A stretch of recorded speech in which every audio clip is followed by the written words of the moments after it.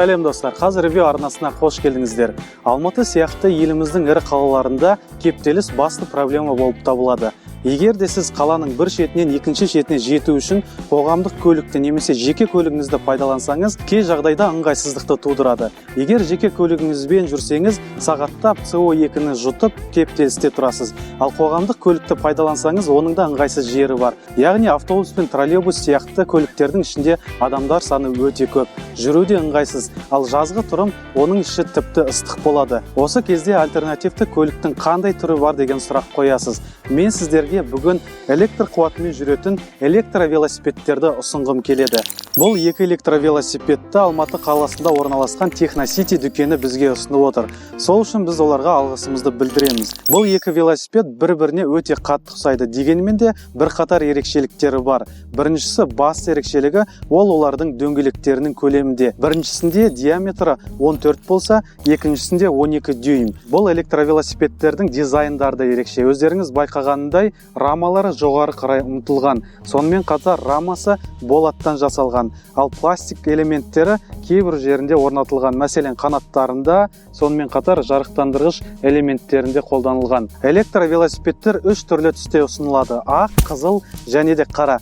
Біз бүгін қолымызда үлкен моделі ақ, ал кіші моделі қара түсте ұсынылып отыр. Егер сіз қаланың сыртында не шеткі аймағында тұрсаңыз және кептелісте тұрғыңыз келмесе, онда жеке көлігіңіздің артына бұл жиналмалы электровелосипедті салып алып, кептеліс басталатын жерге дейін келіп, сол жерден сапарыңызды жалғастырып кете бересіз. Бұл электровелосипедтің басты айырмашылығы сол: оның көлемі кішкентай және жиылмалы. Электр қуатымен жүретін бұл велосипедті көлігіме қалай салам деген сұрақ қойғыңыз келсе, мен сіздерге жауабын айтамын. Ол үшін мойнында орналасқан қызыл батырманы жоғары қарай көтеріп, басқыны төменге қарай түсіресіз. Сол кезде рулі төмен түсіп, оның көлемі кішірейеді.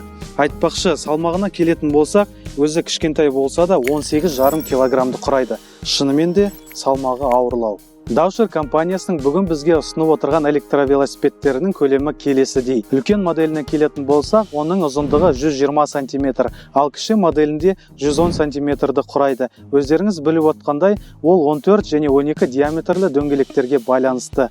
Ал енді биіктігіне келетін болсақ, отырғыштың төменгі қалпынан жерге дейінгі арақашықтық 75 см-ді құрайды, ал руль мен жердің арақашықтығы 100 см. Электровелосипедтің жарықтандырғыш қызметіне келетін болсақ, оның алдында ақ, ал артында қызыл түсті светодиодты шамдар орналасқан. Егер тежегішті басатын болсаңыз, ол қызыл түске боялады. Электровелосипедпен ыңғайлы қозғалу туралы сөз қозғайтын болсақ, онда жасанды былғарымен қапталған отырғыштары бар. Нақты қолымыздағы үлкен дөңгелекті ақ модельді велосипедке келетін болсақ, онда қосымша балаға арналған отырғыш орналасқан. Сіз бұл отырғышты кіші модельге де қойып пайдалансаңыз болады. Велосипедті басқарудың басты бөлігі ол әрине руль. Енді біз рульді не орналасқан соны қарастырайық. Жалпы рульдің екі шетінде силиконмен қапталған екі бөлігі бар. Оны ұстау өте ыңғайлы және қолыңыз су болса да тайып кетпейді. Және де алдыңғы және артқы тежегішті басқаратын басқышы бар. Оны бассаңыз, бағанағыда айтып кеткендей, артқы шамы қызыл болып жанады.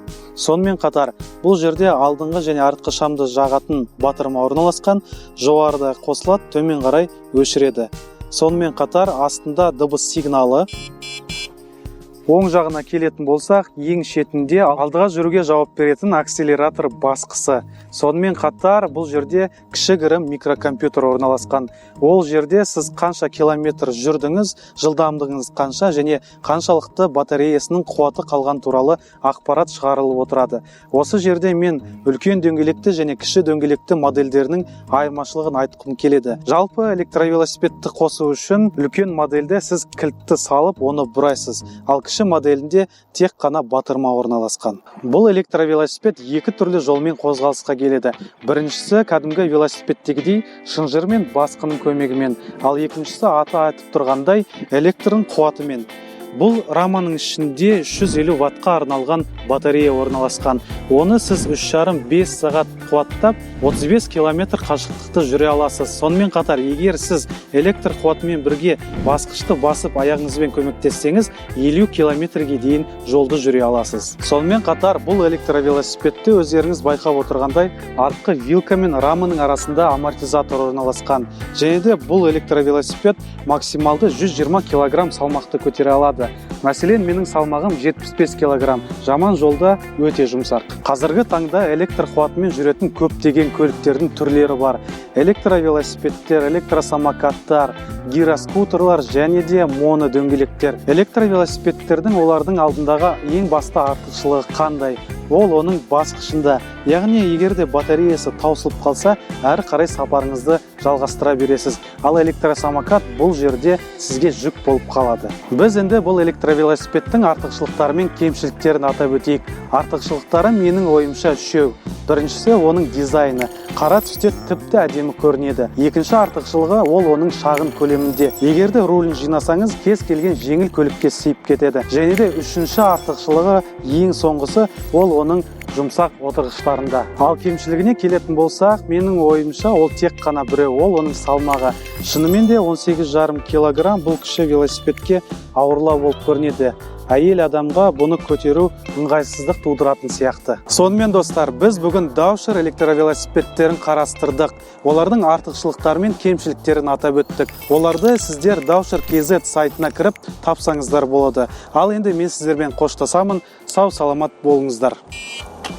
Сонымен қатар достар, менің сіздерге сыйлығым бар. Техносити дүкеніне барып, қазревью промокодын айтып, аталған велосипедтерге 5-10% көлемінде жеңілдік алыңыздар.